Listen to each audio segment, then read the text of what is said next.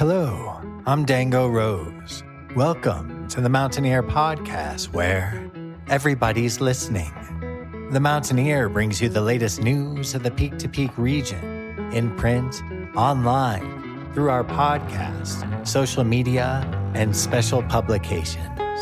Now, listen in to the latest news of the area with our local journalists.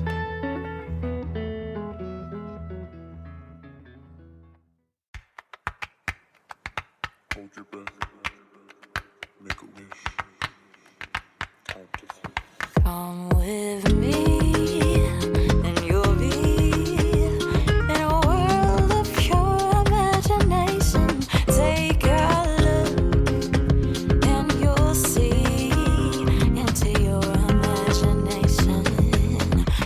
The song that you are currently listening to is Pure Imagination, of course composed by Leslie Bricusse and Anthony Newley for the film Willy Wonka and the Chocolate Factory, but covered here by The Kin featuring Halle Tomlinson. You can hear Halle Tomlinson sing live as well as other musicians from her band, the Halle Tomlinson Band, at the 2024 Ned Jazz Wine Festival. More details coming up later in the podcast.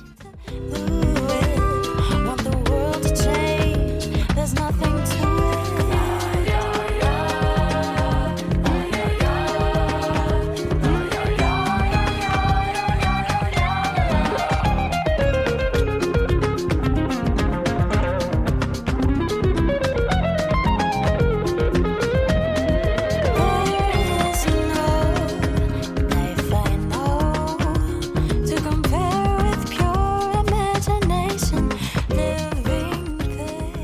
Hello everybody, my name is Jamie Lammers and welcome to this week's Miscellaneous Monday edition of the Mountaineer Podcast, where I bring you various topics from across the Peak to Peak area. This week's topic was cobbled together a little last minute on my end. By Friday's podcast, I still had absolutely no idea what this episode was going to center around. So I was a bit worried about how this episode was going to go. But then I had an idea to contact Stephanie Andelman, who has been behind organizing this year's Nederland Jazz and Wine Festival, to gather the rest of the musicians from the event and get them onto this episode of the podcast. I know, music is usually on Fridays, not on Miscellaneous Mondays, but I'm doing this particular topic on this Monday edition for a couple different reasons. For one, it's the Nederland Jazz and Wine Festival. It covers a lot more than just jazz, and I figured that it counted as a general event in the P2P community, not just as a music event. For two, I can't fit any of the other musicians into any future columns to promote the Nederland Jazz and Wine Festival for Music of the Mountains in particular.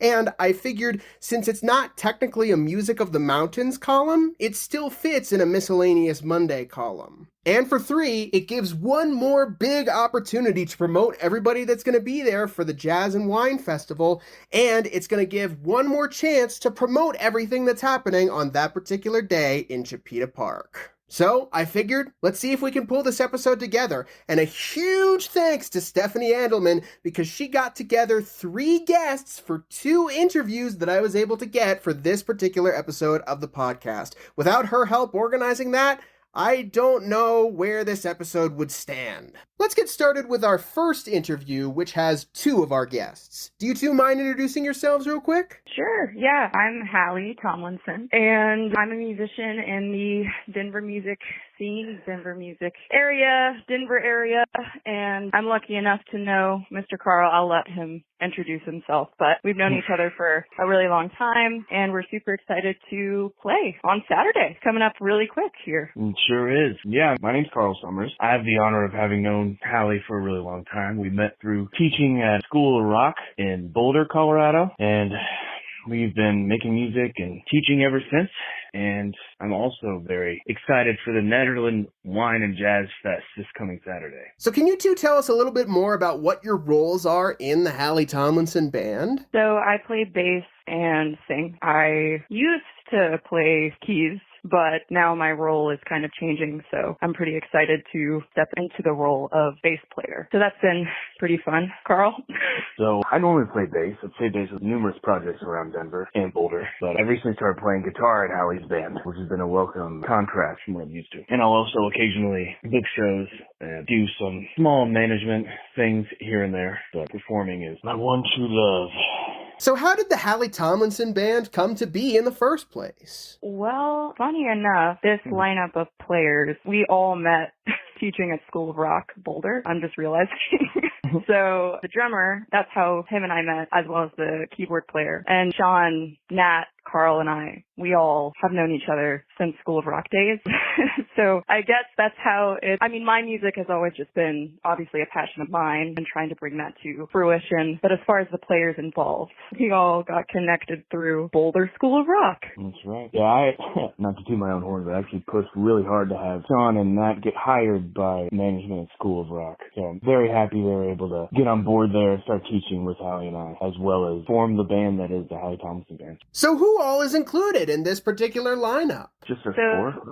Yeah. So for this lineup, it's Sean Galansky. He plays keys, and Nathaniel Snow. He plays drums, and they're both phenomenal players and heavily connected to the Denver music scene as well. And we're also at the Nederland Wine Jazz Fest. We're featuring Gabe Mervine on trumpet, which is going to be a really special case. Gabe, yes. So are you guys primarily a jazz-oriented band? Do you guys focus on other styles of music? Where do you land in regards to what you play? Oh, we're all over the place in the best way possible. Yeah. So I grew up listening to a lot of, my parents are heavily influenced by Genesis, Earth, Wind and Fire, bands like that. And then growing up, I was actually a student at School of Rock. So then I kind of got engulfed in classic rock, and then I believe here Halle was talking about how she stumbled into classic rock as well as other styles and subgenres of classic rock through her time at School of Rock, but unfortunately she cut out for about 10 seconds here, and I was unable to get what she said. I was hoping that it would play in the recording, but unfortunately that's just gone. And subgenres, that really stuck with me. And then through that I was writing.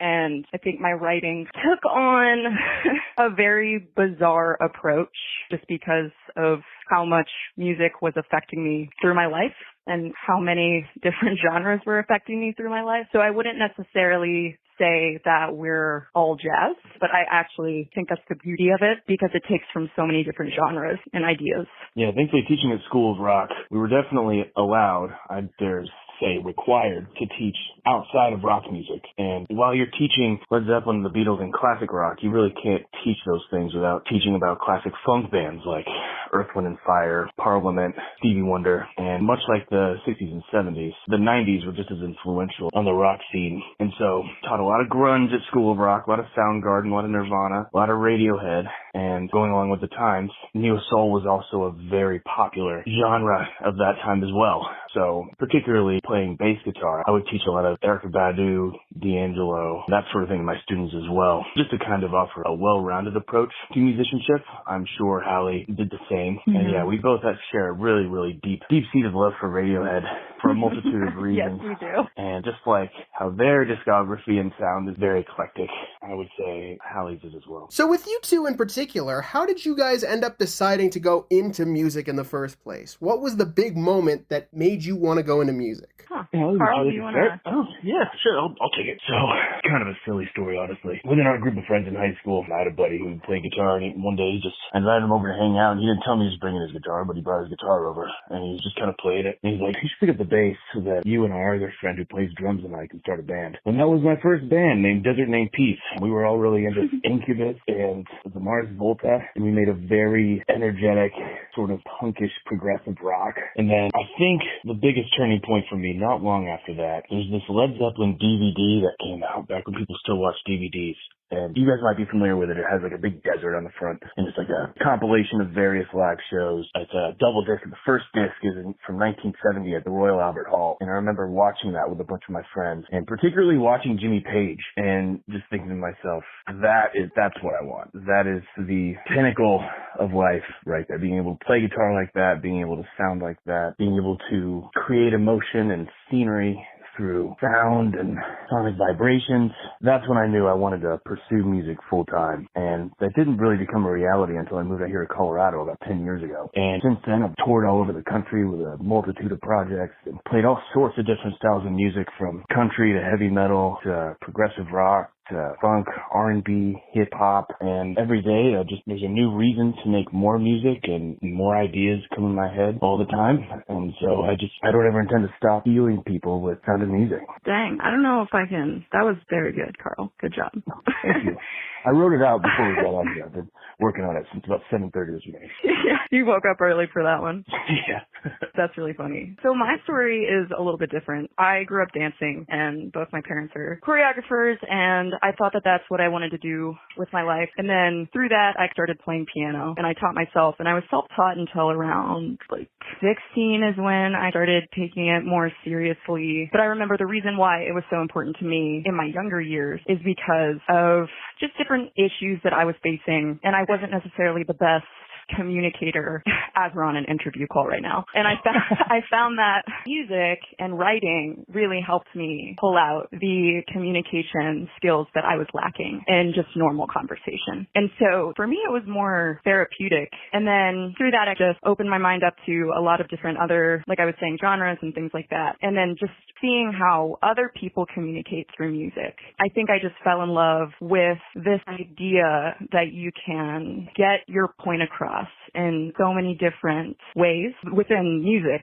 And that's always been really fascinating for me, just coming from a communication standpoint, because I feel like you really see a person differently through what they have to say creatively. So I think that was that's why I stuck it out and continue to, just because I think it's just this beautiful medium of communication. And I love to share that with people on both ends of the spectrum, playing and also watching live music as well. I just think that it's a very important way to communicate. And I feel that way about, really anything, dancing as well, and painting, and really anything in the arts. I just think that it's such an interesting way to say certain things that maybe you can't quite say in real life by just using words, if that makes sense. For sure. Beautiful. Yeah, you put that really well. It definitely creates another dimension, almost another form of communication through the instrumentation of music in addition to the lyrical content. And you can there are times where you can describe mixed emotions best through song that you can't necessarily do through just regular conversation or speech, whereas you can make a really dark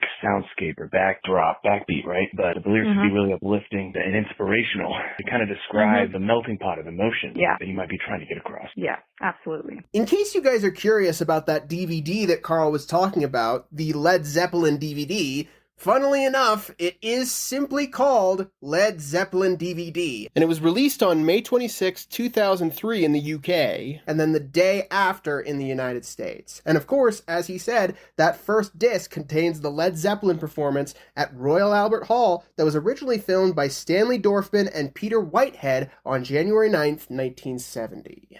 Other performances that are included on the second disc of that particular DVD are the Sydney Showground performance on February 27th, 1972, the Madison Square Garden performance from July 27th to 29th, 1973, the Earl's Court performance from May 24th to 25th, 1975, and the Nebworth performance on August 4th, 1979.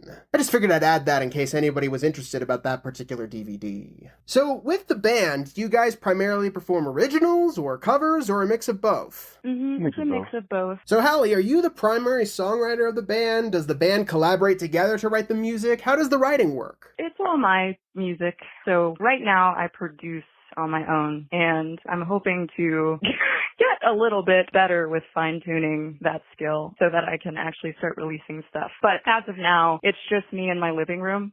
So yeah. That's kind of how those ideas, it's literally just me alone in a dark room. And then I'm like, hey guys, can we play this song?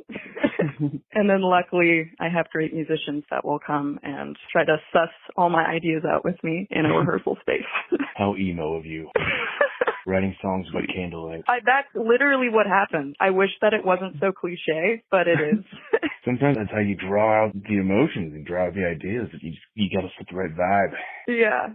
I am finding that I am starting to develop a process. And usually right now that process is starting with percussion, some sort of percussion loop, establishing a tempo. And then generally I like to figure out the chord progression first, and then I'll layer stuff. I have a Prophet, so I like a lot of synth sounds. And then I'll layer bass and then guitar. And then after all of that is created, then I'll start thinking about how that feels in terms of lyrics and where I want to take that. But lyrics always come last for me. Very cool. I didn't realize you normally started with drums. It's very interesting. Yeah. Well, I used to, when I was a teenager, I used to do just the chord progression first. But then I found that everything was really boring and stagnant because there was no rhythm developed. So you can suss out subdivisions a little bit better when you're not just playing whole notes to like 4 chords. You know what I mean? Definitely. It makes the song a little more interesting. Yeah. My songwriting process is very different. I make it a point to try and find new music all the time that I'm really into, because if I listen to the same stuff over and over, I tend to just get those songs stuck in my head. But if I'm constantly listening to stuff I'm not familiar with, what ends up floating around in my head is new original stuff, like amalgamations of all the new stuff I'm constantly exposing it to. And so, cool. But those can be an idea for a bass line, an idea for a piano, or a rhythm, it could be a melody, or a drum beat. And so thankfully over time we've gotten better and better at just being able to lay out what's in my head in real life and then forming a song around it. That's been particularly helpful. When I first started out, if I had an idea in my head on bass or something, I would go and try to put it down. But if I missed the first note, if I didn't get the key right, then it would just be gone out of my head. I'm like, no, where did it go? Come back. But thankfully I've gotten better at that. But I tend to try to write songs for the ensemble that I'm playing for. For instance, I play in this group also featuring the drummer of the Halle Tomlinson band, Nathaniel Snow. Legato plays really sort of heavier progressive rock, and I write songs that I know that ensemble can specifically play well on and showcase their skills on. And then I do that for pretty much every project I play with. Sort of like a Frank Zappa approach, I suppose. And Halle, for you in particular, what is exciting for you about the writing process? I think the most important thing for me is to feel comfortable. And I think that that's why I like to do, well, for me, it's a very intimate process because it's so personal and vulnerable as well. So I find that if I can just create an environment for myself that I can allow my vulnerabilities to come out, then magic happens. But I do find that if I'm collaborating with someone or if someone else is in the room, then I instantly get super nervous and then different ideas pop into my head. So I have to be in this very specific space where I just feel the most comfortable and like I can try anything. And I'm not worried about mistakes or ego or what the other person's thinking or really just anything. So that's the most important thing for me. Hopefully that answers your question, but I just have to be super comfortable in my own space when I write and create. Are there any aspects about performing live in particular that really stick out to you guys? Carl, you want to? Yeah. Well, I think building on what you just said, it allows you to be vulnerable in a unique way and in a public space. So, I mean, not to go here, but you could blame maybe society for shunning or shaming those who show vulnerabilities, right? Like it can be construed as weakness in some cultures, but music just really allows for a very welcome medium to communicate vulnerability and to be able to do that on stage and connect with people on a level much deeper than your basic small talk that you might encounter every day. It's such a special therapeutic act, and that's probably what I get the most out of performing publicly. And also maybe like kind of along with that, connecting people and hopefully helping people and providing some relatability. If someone might feel like, if someone isn't comfortable sharing a certain difficulty they're going through in life, and they go to a show and they might discover that someone performing on stage is going through something very similar, it might help heal them. It might help them go through that difficulty a little bit more easily. So I think there's a healing aspect to it as well. Yeah, I agree. I think for me, it comes back to communication. And I love meeting new people, but I'm not always the best extroverted talker. Like I don't have the gift of gab. So when I play, I'm really able to, I feel like, show someone who I am. And then it acts as like an icebreaker to a bunch of different conversations, which is really great for me, selfishly. But as far as everyone else, I just love seeing people have a good time and connecting to music and connecting to art. So, I mean, that's all the reasons I would need, and I do need, and it's really great every single time I'm able to have an opportunity to play and show people that. It's here where I really struggle to figure out how I'm going to give context for what happened next. I think I'm just going to have to come out front with it. Long story short, I'm still recovering from COVID, and I am still very tired. So at this particular point in time, I completely disappeared from the interview. Halle and Carl were nice enough to wait for me for a few more minutes before they ultimately disconnected me from the conference call, which I do not blame them for in the slightest. I cannot apologize enough for completely disappearing from the interview. However, I must say, it was through the conversation that ended up happening after I was gone that I saw that Halle and Carl in particular really had a connection through the band. They talked for about 6 more minutes after I disappeared, and they just talked about stuff that was going on in their lives, shows that were coming up, things that they were excited to perhaps collaborate on.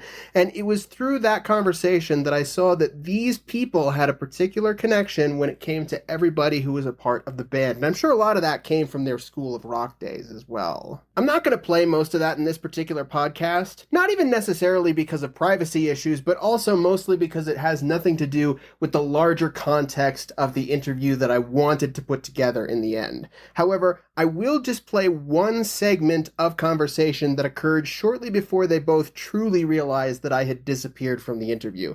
And that's when they talk about talking amongst new people. Take a listen. You told him to get the gab. You're selling yourself short.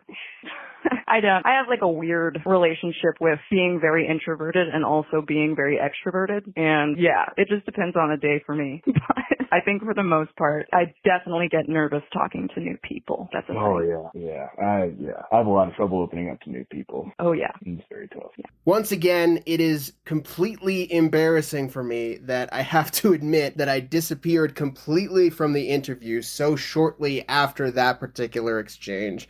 I cannot apologize enough to Halle and Carl. I have no excuse other than I am still recovering from being sick, but that's still not a great one. Thankfully, in the end, I was able to call Carl back, and while we were not able to get Halle back on the line, I was able to ultimately finish the interview with Carl. So he'll take over the rest of the questions. So Carl, for you, what is something that you hope people will take away from the shows when they come and see you guys? Not to get, I don't know if you would describe this as woo-woo. I don't want to get too philosophical, but in answer to your question, I think creating art, hoping for a specific reaction is an inherently flawed expectation. I think... Yeah, once again, I'm going to try to keep this as down to earth as possible. But I'm a true believer that art is a sort of esoteric energy form. Artists who have honed their skills in communicating through art are a vessel for allowing art to pass through them and construct it in a consumable form. So all our jobs is to translate this artistic energy into something that can be observed.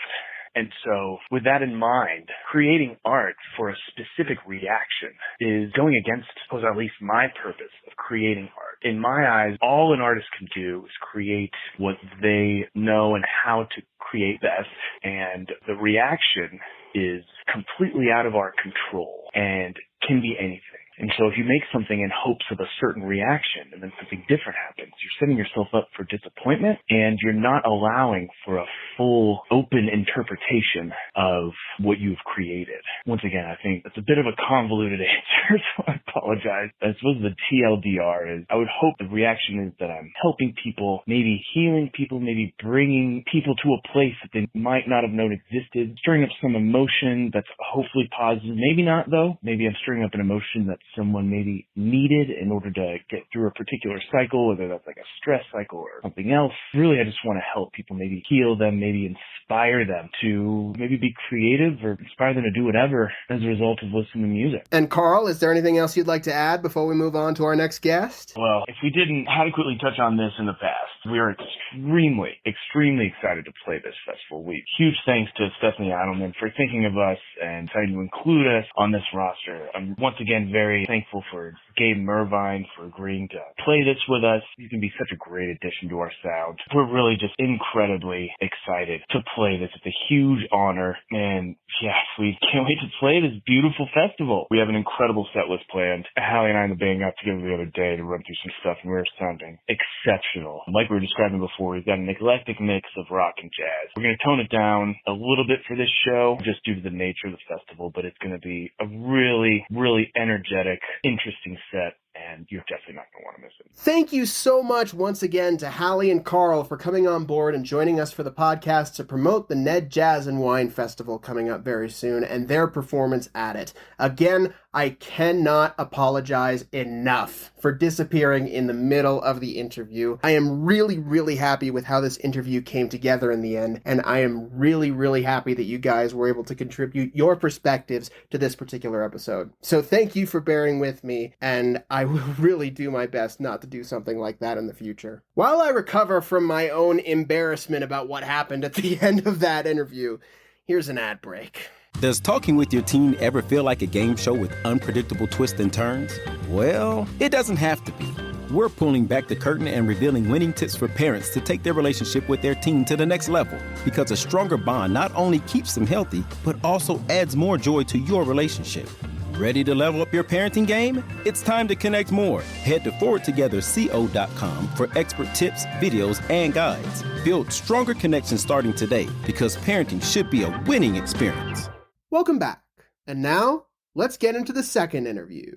I recorded the first interview and the segments following it yesterday, August 18th, and I recorded this next interview and the segments following it today, August 19th, and I'm still very exhausted, so I'm going to try my best to keep my energy up. But in the meantime, our next guest, do you mind introducing yourself real quick? My name is Greg Gisbert, and I am a freelance jazz and commercial and studio musician. Grew up in Denver, but spent a lot of time in the New York City scene and have toured with extensive people and recorded with extensive people and such. And I'm a member of the band Medianoche Honrado, which is a band that's led by my dear colleague Justin Adams on piano, and we have Gonzalo Tepa on bass, Leo Corona on percussion, Alejandro Castaño on drums, and our very special guest from New York City on alto and soprano saxophones, Mr. Steve Wilson, truly one of the greatest in the world. And we'll be appearing at the Nederland Wine and Jazz Festival in Nederland, Colorado from 3 to 5 p.m. So how did Medianoche Honrado get started in the first place? Well, the origin of the band was started by a legendary Denver musician named Jimmy Trujillo. And my colleague Justin Adams took the band over after his passing. Justin was a member starting in the 90s, I believe, and it's gone through a few transitions. I started playing with this version of the band in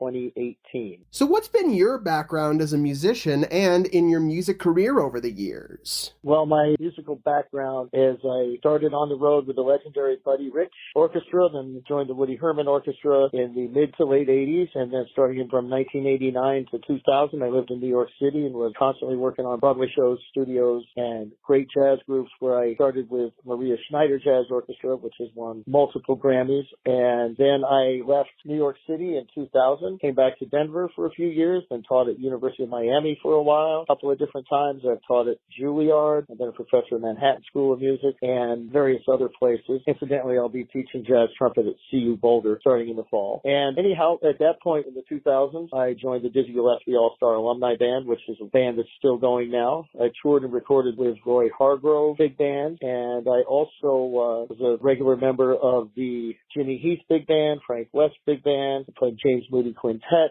We have a wonderful band here in Denver with the peer group I grew up with called Convergence. I guess the latest things that I did in the later part of the 2010s was I toured with Lincoln Center Jazz Orchestra and Wynton Marsalis. And let's see, there's a few other things that had a real fun TV show special, Tony Bennett and Lady Gaga, Cheek to Cheek on PBS. I got to be the first trumpet player on that production. So I've had a very varied career in all kinds of music. I was curious to look into the Maria Schneider Orchestra, considering their many Grammy wins, according to Greg. And I ended up looking at the credits for each of the albums released under the Maria Schneider Orchestra, and it looks like he has played trumpet and flugelhorn for every major release under the Maria Schneider Orchestra, except for 2007's Sky Blue, 2013's Winter Morning Walks, and possibly 2024's Decades. I can't find any hint of him having been involved in that project, but he may have been. But let's talk about the Grammy Awards that the Maria Schneider Orchestra has won over the years. Her first Grammy Award was for the Best Large Jazz Ensemble Album for Concert in the Garden.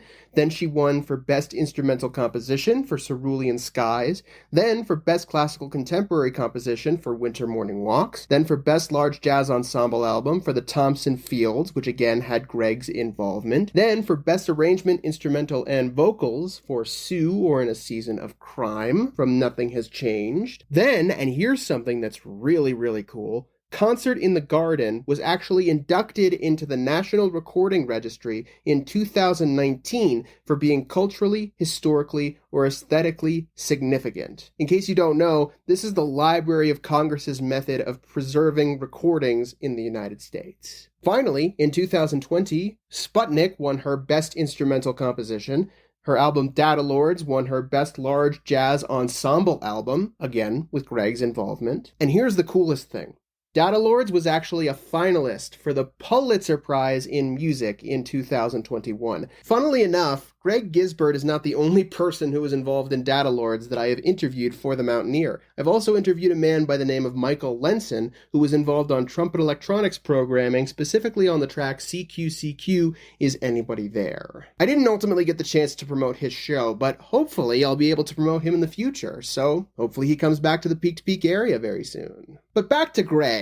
I ended up zoning out when he told me when he joined Medianoche Honrado, so I ended up asking him that question again. As I said, 2018, right about 2018, first started playing with that version of the band. And were there any particular stylings of music or artists in general that has kept the band together and that has inspired the band over the years? Well, that's the question you have to ask them. I can tell you that the origin of the music for the band comes out of the great tradition of Latin jazz, and it's a fusion, if you will, of Latin music, traditional Latin dance music with Latin jazz music, as most people have grown to know and understand Latin jazz, coming out of the Dizzy Gillespie Poser tradition. And Tito Puente is more rooted closer to the source, and say Latin jazz is a blend of primarily Latin, South American, Central American rhythms combined with bebop harmony, which is what Dizzy Gillespie did. He brought those two musics together. And as far as what the band does, we also have sort of infused the spirit of the great music that was coming out of New York City in the late 90s and early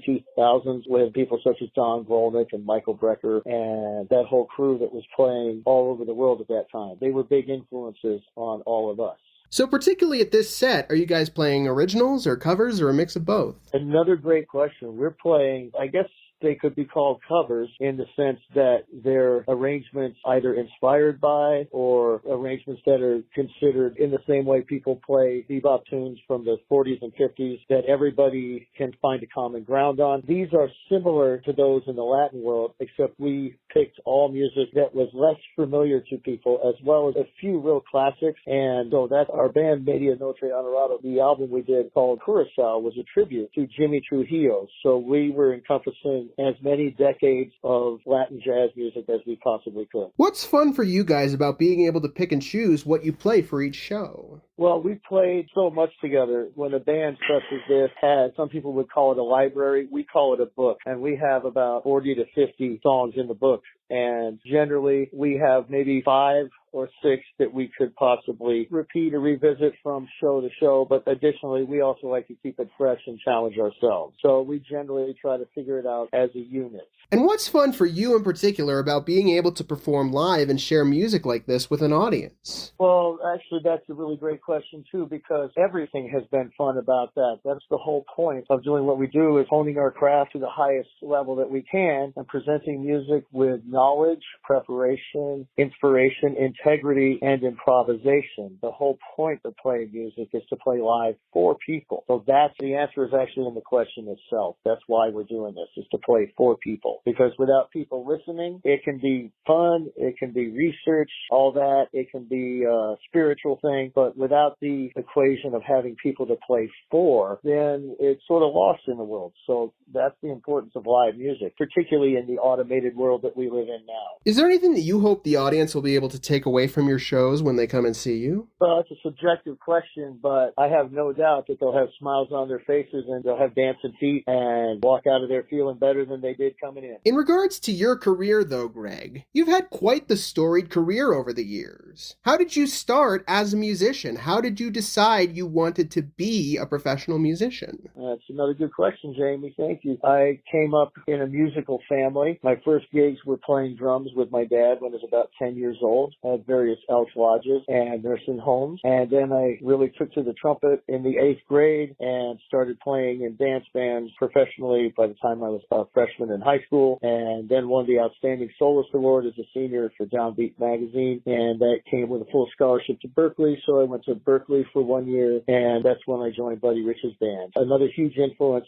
on me was the great Clark Terry, and living at the time, he was living the embodiment of jazz education as well as being a great performer, so he's got hundreds of thousands, if not millions, of former students out there that all are committed to kindness of heart and helping others and playing from the soul and having fun and projecting joy and love through music. And that was something he passed on to all of his students in his 90-year career. And he passed in 2014. So that's one of my real joys, is being able to create that environment for other people. Is there anything that has stuck out to you about the kinds of music that you've played over the years, or being able to play for all of these different groups? Well, my beautiful wife reminds me, what we think about, we bring about. So that's what I think about, and that's what the musicians I play with think about, and the venues that we play and people that we collaborate with, that's what they're thinking about. And we've got no room for prima donnas or selfishness or darkness.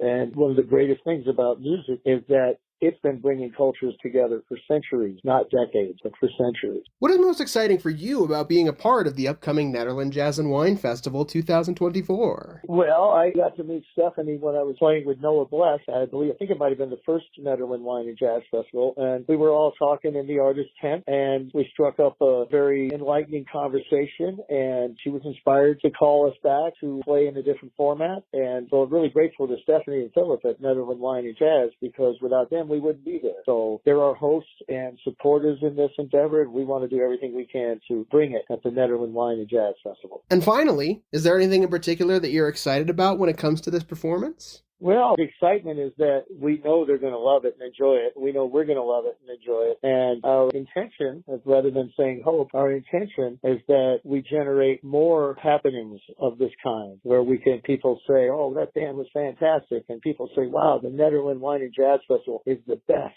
And get the word out there and have more people bring their joyful energy to the party, as they say. Thank you so much to Greg for coming on board and joining us for the podcast. It was a great honor interviewing him, and I am very excited to promote that band, Medianoche Honrado, for the Nederland Jazz and Wine Festival 2024.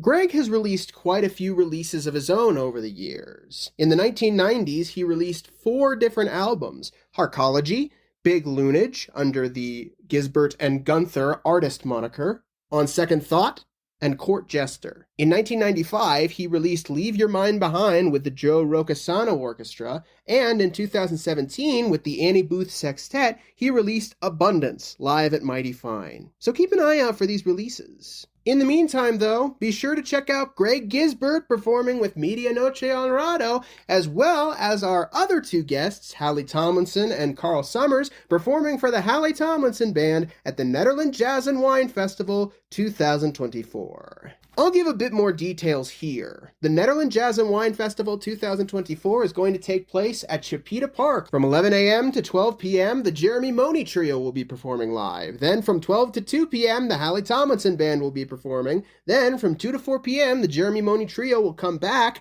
And then finally, from 3 to 5 p.m., Medianoche Honrado will perform with special guest Steve Wilson. The musicians that are performing at this event are Greg Gisbert on trumpet, Justin Adams on piano, Gonzalo Tepa on bass, Alejandro Castaño on drums, Leo Corona on percussion, and Steve Wilson on alto and soprano saxophone, as well as flute, all members of Medianoche Honrado, with special guest Steve Wilson.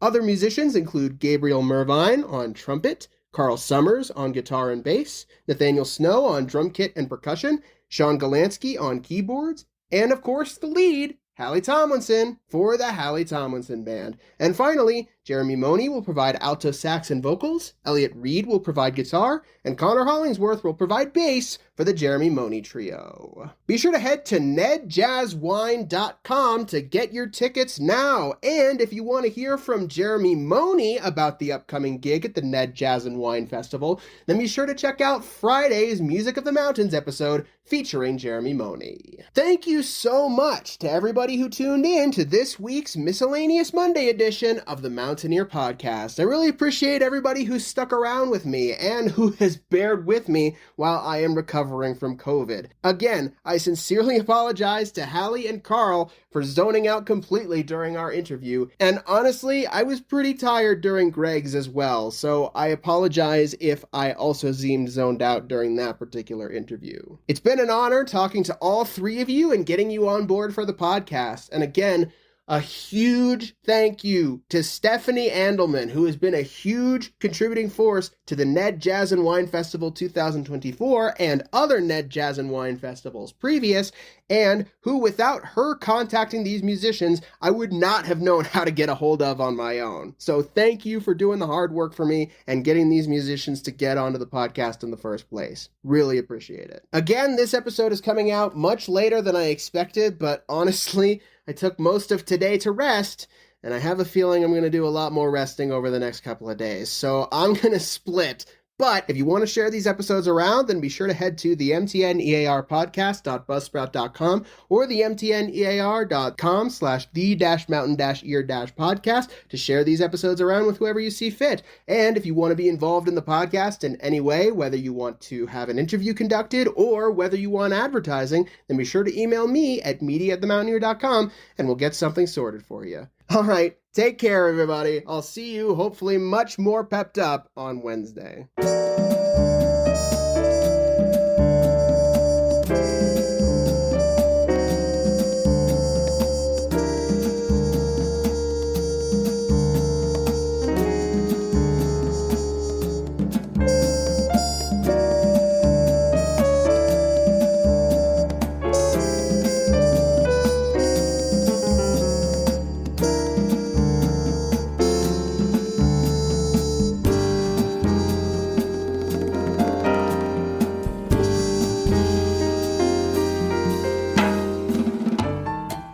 The song that you are currently listening to is called Medianoche, and it is the first track off of the album Curacao from the jazz ensemble Medianoche Honrado, which is performing with special guest Steve Wilson at the 2024 Ned Jazz and Wine Festival. Be sure to head to Chipeta Park on Saturday, August 24th, 2024 to check out the bands for yourself. But before you do that, be sure to head to nedjazzwine.com to get your tickets now.